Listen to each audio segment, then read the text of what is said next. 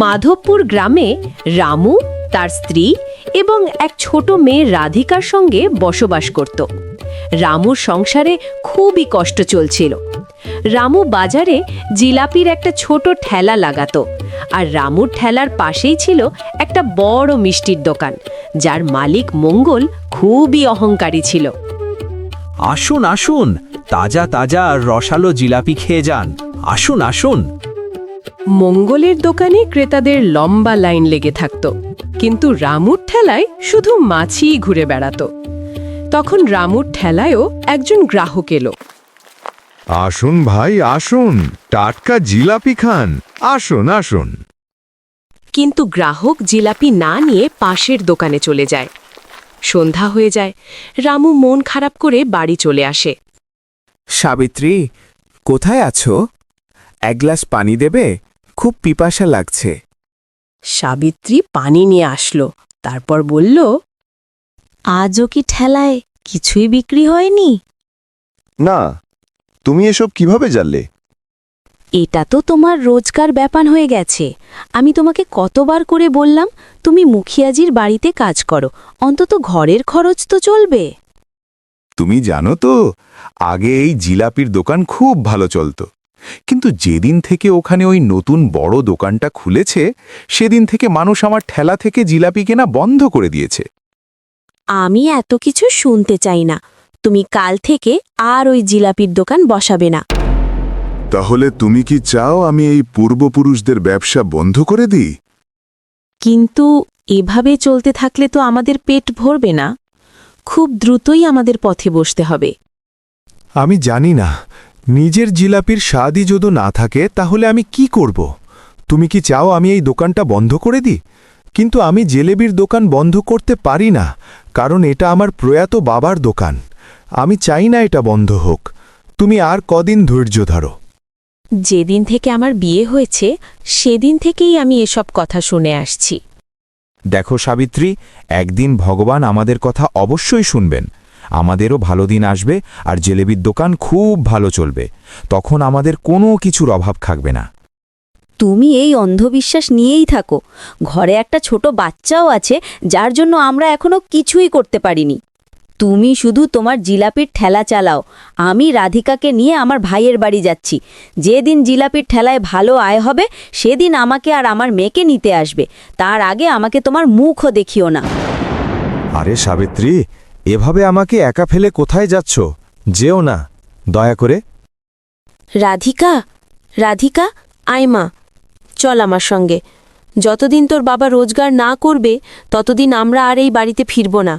চল মা, আমরা তোর মামার বাড়ি চলে যাই। সাবিত্রী তার মেয়েকে নিয়ে চলে যেতে লাগল, কিন্তু রামু শুধু দাঁড়িয়ে দাঁড়িয়ে দেখছিল। যদি যেতেই হয় তাহলে সকালে যেও। এইভাবে রাতে বাচ্চাকে নিয়ে যাওয়া খুব বিপজ্জনক।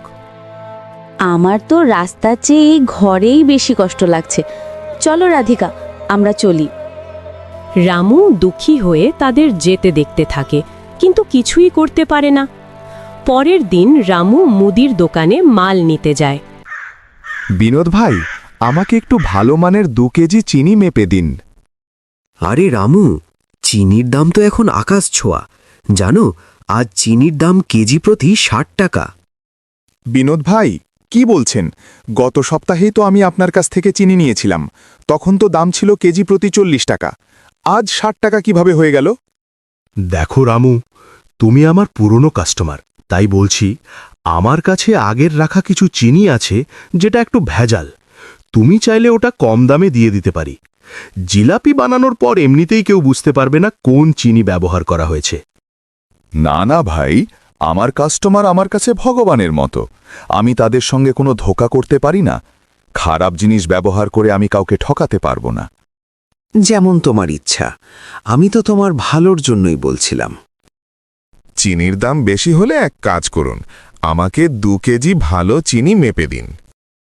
আমি জানতাম রামু, তুমি ভেজাল চিনি ব্যবহার করবে না। কিন্তু ভাই, একটু লাভ না করলে ঘর কিভাবে চলবে? ঠিক সেই সময় মঙ্গল এসে বলল, বিনোদ ভাই, চিনির দাম কত? আজ কেজি প্রতি 60 টাকা। আমাদের ভালো চিনি লাগবে না। আপনার কাছে যে ভেজাল চিনি আছে, গত সপ্তাহে যেটা আমাকে দিয়েছিলেন ওটাই দিন। 5 কেজি চিনি দিন। আমি তো কোনো বড়লোক নই যে ভালো চিনি ব্যবহার করব। মঙ্গল কথাগুলো রামুকে উদ্দেশ্য করে বলছিল। ঠিক সেই সময় মঙ্গলের চামচা বলল, আমরা দোকানে বসে মাছই মারতে চাই না, আপনি আমাদের ভেজাল চিনিই দিয়ে দেন। মঙ্গলের কথা শুনে সবাই জোরে জোরে হাসতে থাকে। দোকানদারের ভালো লাগে না। মঙ্গল ভাই, আপনি আমার সম্পর্কে যা ইচ্ছা বলুন, কিন্তু আমি আমার কাস্টমারদের সঙ্গে কোনো বেইমানি করব না। আমি কখনো ভেজাল জিলেবি খাওয়াবো না। আমি তোকে কিছু বলিনি। তুই ভালো জিনিস ব্যবহার কর আর মাছি মারতে মারতে দিন পার কর। রামু সেখান থেকে লজ্জায় আর অপমানিত হয়ে চলে আসে। বিকেলে সে তার ঠেলার দিকে যায়। ঠেলায় গিয়ে দেখে ঠেলায় মাছি ছাড়া আর কেউ নেই। মঙ্গলের দোকানে প্রচুর ভিড়। ও ভেজাল চিনি ব্যবহার করেও এত ভিড়, আর আমি ভালো চিনি ব্যবহার করেও শুধু মাছি। ঠিক তখন এক সাধু বাবা ঠেলার সামনে দিয়ে যান। ভগবান, কখনো তো আমার দিকে তাকাও, আমাকেও একটু সাহায্য করো, আমার উপার্জন বাড়িয়ে দাও। বেটা, তুমি এমন করে কাঁদছো কেন? কিছু না বাবা, এমনি। তুমি তো জিলেবি বানাও, মরিচ তো দাও নিজে, চোখে জল আসবে। আমি শুধু ভাবছি, এত ভালো কাজ করেও আমার ভাগ্য এত খারাপ কেন? আমার জিলিপি বিক্রিই হচ্ছে না। জীবনে কখনো হতাশ হওয়া উচিত নয়। ভালো কিছু পাওয়ার জন্য অনেক কষ্ট করতে হয়। তোমার কি সমস্যা আমাকে খুলে বলো, হয়তো আমি তোমাকে সাহায্য করতে পারবো। সাধু বাবা, আপনি যদি সত্যিই আমার সমস্যা ঠিক করতে পারেন, তাহলে আমি সব কিছু বলতে রাজি।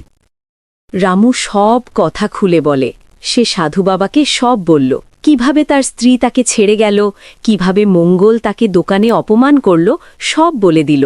সাধু বাবা বলেন, বাবা, জীবনে আমাদের কঠিন সময় আসবেই, তাই বলে আমরা লেজ গুটিয়ে বসে থাকতে পারি না, বরং শক্ত হাতে মোকাবিলা করাই বীর পুরুষের লক্ষণ।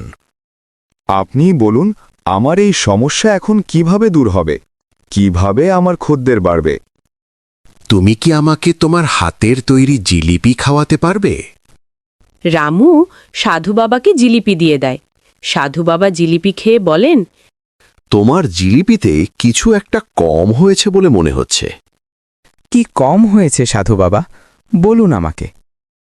সাধু বাবা তাকে একটি ছোট থলি বের করে দিয়ে বলেন, এই নাও, এটা জাদু চিনি। এই লবণটা যদি তুমি তোমার জিলিপি বানানোর সময় 1 চিমটি ছিটিয়ে দাও, তাহলে তোমার জিলিপিতে যা কমতি আছে সব চলে যাবে। এটা দিয়ে জিলেবি বানালে সব কাস্টমার তোমার কাছে আসবে। বুঝতে পেরেছ আমি কেন বলেছি? হ্যাঁ সাধু বাবা, আমি বুঝতে পেরেছি। এই জিনিসটা আমি শুধু তোমাকেই দিলাম। এটা কোনো সাধারণ চিনি নয়, এটা জাদুর চিনি।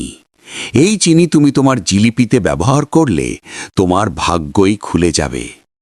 কিন্তু যদি কোনো খারাপ মানুষ ব্যবহার করে, জাদু উল্টো হয়ে যাবে। বাবা, আমি বুঝতে পারলাম না আপনি কি বলতে চাচ্ছেন। আরে বোকা, তোর এখন কিছু বুঝতে হবে না, সময় এলে তুই সব বুঝে যাবি। ঠিক আছে বাবা, যেমনটা আপনি বলবেন। এমনিতেও আমার গোবর ভরা মাথায় সহজে কিছু ঢোকে না। সাথে সাথে সাধু বাবা স্থান ত্যাগ করলেন এবং রামু তার পথের দিকে চেয়ে রইলেন আর বললেন, এই চিনি কি সত্যিই আমার ভাগ্য পরিবর্তন করবে? একবার পরীক্ষা করে দেখা দরকার। রামু ওই চিনি দিয়ে তার জিলাপি তৈরি করা শুরু করল। সাথে সাথে একজন মহিলা এসে তার থেকে কিছু জিলাপি কিনল। এরপর আরও ক্রেতা তার দোকানে ভিড় জমাতে লাগল। মঙ্গলের দোকান থেকেও ক্রেতা রামুর দোকানে আসতে শুরু করল। এসব দেখে মঙ্গল অবাক হয়ে গেল। সে ভাবতে লাগল, এমন কি হলো যে তার সব ক্রেতা রামুর দোকানে ভিড় জমাতে লাগল? আরে আরে, এ কি হচ্ছে? আমাদের সব ক্রেতা রামুর দোকানে কেন যাচ্ছে? এই চমৎকার কিভাবে হলো? মঙ্গল আর তার চামচারা দাঁড়িয়ে দাঁড়িয়ে শুধু দেখছিল। তাদের আর কিছুই করার ছিল না। আর এদিকে রামুর ঠেলায় ক্রেতার ভিড় আরও বেড়ে গেল। বাহ বাহ, আজ তো খুব কামাই হয়েছে। যাই, এই টাকাগুলো নিয়ে আমি আমার বউ আর মেয়েকে বাড়ি ফিরিয়ে নিয়ে আসি। রামু দোকান বন্ধ করে তার শ্বশুর বাড়ির দিকে যেতে লাগল। সাবিত্রী, কোথায় তুমি? বাইরে এসো, দেখো আমি তোমার জন্য কি এনেছি। এসো এসো। আসছি আসছি। কি হয়েছে? এভাবে চেঁচাচ্ছ কেন? মনে হচ্ছে যেন গোপন ধনের সন্ধান পেয়ে গেছো। এই দেখো, আমি তোমার জন্য থলি ভরে পয়সা এনেছি। তুমি বলেছিলে না তুমি তখনই আমার সাথে যাবে যখন আমি বেশি টাকা উপার্জন করতে পারবো। দেখো, আমি পেরেছি। এখন মেয়েকে নিয়ে চলো আমার সাথে, আর অভিমান করে থেকো না লক্ষ্মীটি। হঠাৎ এতগুলো টাকা তুমি কিভাবে পেলে? সত্যি করে বলো তো দেখি, তুমি কি আসলেই জিলাপি বিক্রি করে এগুলো উপার্জন করেছ, নাকি কোথাও চুরি ডাকাতি করেছ? আরে না না, এগুলো কি ধরনের কথা বলছো তুমি? আমি এগুলো জিলাপি বিক্রি করেই পেয়েছি। যাও, এখন তৈরি হয়ে নাও আর মেয়েকে নিয়ে চলো আমার সঙ্গে। আমি তোমাদের বাড়ি ফিরিয়ে নেওয়ার জন্যই এসেছি। তুমি আসলেই জিলাপি বিক্রি করে এত টাকা পেয়েছ? আমার বিশ্বাস হচ্ছে না। আমাদের বিয়ে হওয়ার পর থেকে আজ পর্যন্ত আমি কখনো দেখিনি তোমাকে একসাথে এত টাকা বাড়িতে আনতে। বিশ্বাস করো, আমি জিলাপি বেচেই এগুলো পেয়েছি। তুমি তো জানো, আল্লাহ যখন দেন 2 হাত ভরে দেন। কিন্তু এগুলো হলো কিভাবে? এগুলো সব ওই সাধু বাবার চিনির জন্যই হয়েছে। যতদিন এই চিনি আমার কাছে থাকবে ততদিন আমাদের কোনো কিছুরই চিন্তা করতে হবে না। আচ্ছা দাঁড়াও, আমি মেয়েকে ডেকে নিয়ে আসছি। হ্যাঁ হ্যাঁ, তাড়াতাড়ি যাও, মেয়েকে নিয়ে এসো, তারপর সবাই একসাথে বাড়ি ফিরব। রাধিকা, রাধিকা, মা এসো, দেখো তোমার বাবা এসেছে আমাদের নিয়ে যেতে। পরের দিন যখন রামু ঠেলা নিয়ে বসল, তখন তার ঠেলা ক্রেতায় ভরে গেল, কিন্তু মঙ্গলের দোকানে কোনো ক্রেতাই ছিল না। মঙ্গলদা, দেখেছো রামুর দোকানে কত ক্রেতা, কিন্তু আমাদের দোকানে তো মাছি ছাড়া আর কিছুই নেই। হ্যাঁ, আমিও তাই ভাবছি। রামুর দোকানে এত ক্রেতা কিভাবে হলো? ওর কাছে এমন কি আছে যে আমাদের সব ক্রেতা ওর দোকানেই জিলাপি খেতে যাচ্ছে? পরদিন রামু সকাল সকাল দোকানে যায় চিনি কিনতে। বিনোদ ভাই, আমাকে 10 কেজি চিনি দিন। ভালো চিনি দেবেন, ভেজাল চিনি দেবেন না দয়া করে। মনে হচ্ছে তোমার ব্যবসা খুব ভালো চলছে। এই জন্যই তুমি আজ এসে 10 কেজি চিনি নিতে এসেছ, তাও আবার ভালো আর দামি চিনিটাই নিতে। হ্যাঁ হ্যাঁ বিনোদ ভাই, খোদার কৃপায় আমার ভালো দিন এসে গেছে। এখন আমার জিলাপি আগের থেকে অনেক বেশি বিক্রি হয়। এখন তো আমার শ্বাস নেওয়ার সময় আর নেই, সারা দিন ব্যবসা নিয়েই ব্যস্ত থাকি। দেখেছ রামু, আমি তোমায় বলেছিলাম না, আল্লাহ যা করেন ভালোর জন্যই করেন। এসব কথা মঙ্গল আর তার চামচা দূরে দাঁড়িয়ে দাঁড়িয়ে শুনছিল। মঙ্গল তার চামচাকে বলল, যাও যোগু, খোঁজ নাও ওর হাতে এমন কি চলে এসেছে যে 5-6 দিন ধরে ওর দোকানে এত ভিড় লেগে আছে আর এত রোজগার হচ্ছে। মঙ্গলদা, আমিও বুঝতে পারছি না। যে আগে সারা দিন বসে বসে শুধু মাছি মারত, আজ সে 10 কেজি চিনির জিলাপি বিক্রি করবে। এই রহস্য আমাদের জানতেই হবে।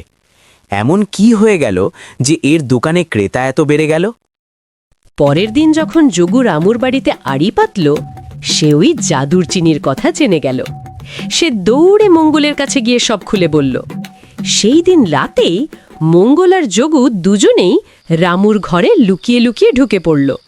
মঙ্গল যোগুকে জিজ্ঞেস করল, আরে যোগু, ওই জাদুর চিনি কোথায়? তাড়াতাড়ি খুঁজে বের কর ওই জাদুর চিনি। মঙ্গল আর যোগু ওই চিনি খুঁজতে লাগল, তবে তারা বুঝতে পারল না যে রামু তাদের দেখে ফেলেছে। মঙ্গলদা, এই তো আমি পেয়ে গেছি জাদুর চিনি। দেখি তো কেমন দেখতে এই চিনি। দেখুন দেখুন, কত সুন্দর। মঙ্গল আর যোগু ওই চিনি নিয়ে চলে গেল। রামু সব দেখেও কিছুই বলল না। কাল দেখা যাবে আসল মজা। পরের দিন মঙ্গল আর যোগু যখন ওই চিনি দিয়ে জিলাপি বানালো তখন তাদের সব জিলাপি পুড়ে কালো হয়ে গেল। আরে আরে, এটা আবার কেমন জাদুর চিনি? এই চিনির জন্যই আজ আমার অনেক লোকসান হয়ে গেল। তুই তো বলেছিলি এটা জাদুর চিনি, কিন্তু এই চিনির জন্যই আমার সব জিলাপি পুড়ে ছাই হয়ে গেল। না না ওস্তাদ, এটা জাদুরি চিনি। যখন রামু এই চিনি ব্যবহার করত তখন এর স্বাদ বেড়ে যেত, কিন্তু কেন জানি আমাদের বেলায় উল্টো হয়ে গেল। হায় রে, এখন আমি কি করব? তোর কথায় আমি কেন গেলাম চুরি করতে? রামু সব দেখে দূরে দাঁড়িয়ে হাসতে লাগলো। বন্ধুরা, কার্টুনটা যদি ভালো লেগে থাকে তাহলে এক্ষুনি একটা লাইক দাও আর নতুন ভিডিও দেখতে সাবস্ক্রাইব করে পাশে থাকো।